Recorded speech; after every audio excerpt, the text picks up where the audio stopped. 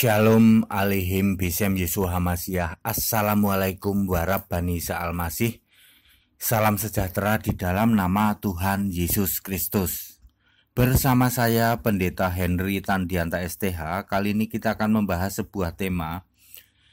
Tema ini kiriman dari Bapak Wadarisman Uni Emirat Arab, ya. Dia menyebutkan dirinya driver di sana, ya.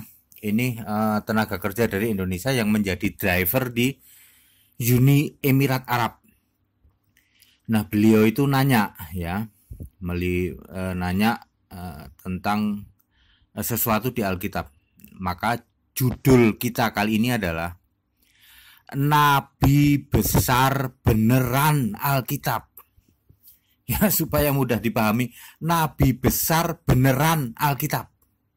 Ya, Pak Wadarisman itu nanya, Pak Pendeta, di Alkitab itu ada Nabi Besar enggak? Gitu. Ya, makanya di judulnya Nabi Besar Beneran Alkitab. Kalau Anda ditanya di Alkitab ada Nabi Besar enggak? Orang-orang Kristen nih kalau ditanya nih, ada enggak Nabi Besar di Alkitab? Ya, mungkin Anda bingung juga ya. Saya juga awalnya, ada enggak ya Nabi Besar? Ternyata jawabannya ada, saudara. Nabi besar itu ada di Alkitab, ya. Tidak punya maksud apa-apa ya kalau Anda di luar sana punya keyakinan yang lain, keimanan yang lain tentang topik ini, silahkan Anda yakini sesuai keyakinan Anda masing-masing. Itulah indahnya toleransi, ya. Sekarang Nabi Besar Beneran Alkitab. Lukas 7 ayat 11 sampai 17, ya. Silakan disiapkan Android-nya, Android suci, maksudnya Android di dalamnya ada kitab suci. Lukas 17 ayat 11 sampai 17, judulnya Yesus membangkitkan anak muda di Nain. Lukas 7 ayat 11 sampai 17.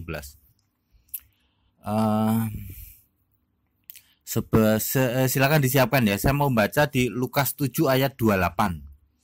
Lukas 7 ayat 28. Aku berkata kepadamu, di antara mereka yang dilahirkan oleh perempuan tidak ada seorang pun yang lebih besar daripada Yohanes. Nah, tapi ini selanjutnya. Namun yang terkecil dalam kerajaan Allah lebih besar daripadanya. Kenapa Yesus kok memuji Yohanes ini besar, ya? Karena di ayat 29, Yohanes ini membaptis banyak orang, termasuk orang-orang pemungut cukai juga tobat mau dibaptis oleh Yohanes. Makanya Yohanes ini besar, ya toh. Kecuali imam-imam doang, imam-imam orang Farisi dan ahli-ahli Taurat yang nggak mau. Tapi banyak orang dibaptis karena Yohanes ini. Maka disebut Yohanes Pembaptis. Ini di antara yang dilahirkan oleh perempuan tidak ada seorang pun yang lebih besar daripada Yohanes, tetapi yang terkecil di kerajaan surga lebih besar daripadanya. Maksudnya adalah kalau urusan di bumi kayak gini, yang besar di bumi itu nggak ada apa-apanya di surga sana, ya. Yohanes yang sepertinya hebat, heboh, ya, baptisin banyak orang, itu kalau di surga kagak ada artinya apa-apa gitu loh, maksudnya loh. Jadi bukan kemegahan di bumi inilah yang dipakai sebagai ukuran di surga nanti, bukan kayak begitu. Ya. Di sini Yesus tidak mengatakan bahwa Yohanes itu nabi besar, tidak mengatakan begitu. Yesus mengatakan bahwa di antara yang dilahirkan perempuan tidak ada yang lebih besar dari Yohanes. Ya, baik. Kita kembali ke Lukas 7 ayat 11 sampai 17 yang judulnya Yesus membangkitkan anak muda di Nain, ya. Di ayat 12, ada orang mati diusung keluar pintu gerbang, ya. Setelah ia dekat pintu gerbang kota, ada orang mati diusung keluar, ya.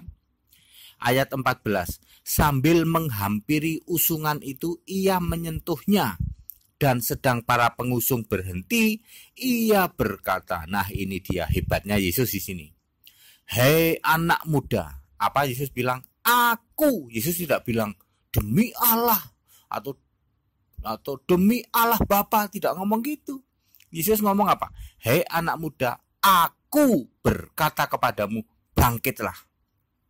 Beda dengan rasul-rasul. Kalau rasul-rasul, kalau nyembuhin penyakit, demi nama Yesus aku nyata atau aku perintahkan sembuhlah gitu.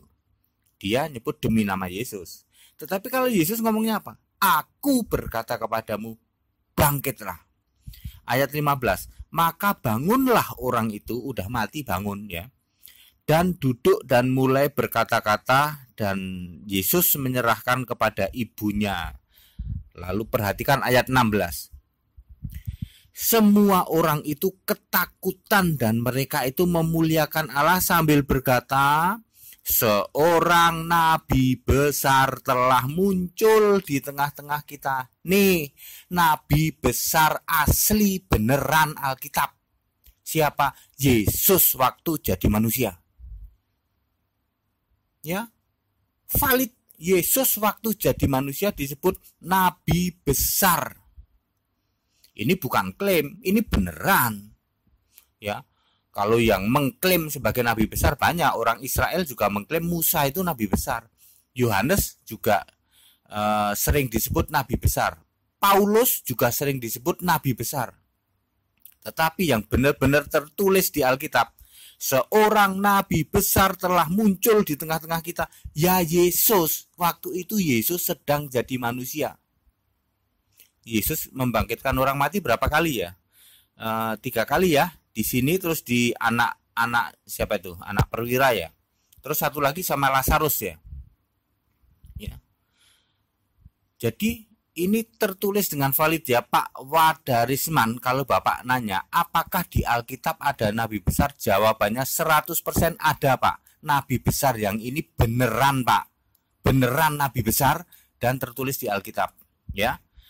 Di mana Pak? Di mana Pak Pendeta? Di Lukas pasal 7 ayat 16 Pak. Ya, Lukas pasal 7 ayat 16. Jadi Bapak ingat aja, Bapak catat sambil nyetir Pak ya, diingat-ingat. Lukas pasal 7 ayat 16. Nanti dibaca di Android ya. Ini nabi besar beneran Pak. Nabi besar yang asli Pak, Alkitabiah. Bukan klaim doang, bukan sekedar ngeklaim ya toh. Wah, ini juga nabi besar. Elia juga disebut nabi besar. Musa juga diklaim nabi besar. Yohanes juga diklaim nabi besar. Paulus juga diklaim nabi besar. Tetapi yang tertulis di Alkitab nabi besar Yesus. Ya. Waktu itu Yesus sedang jadi manusia.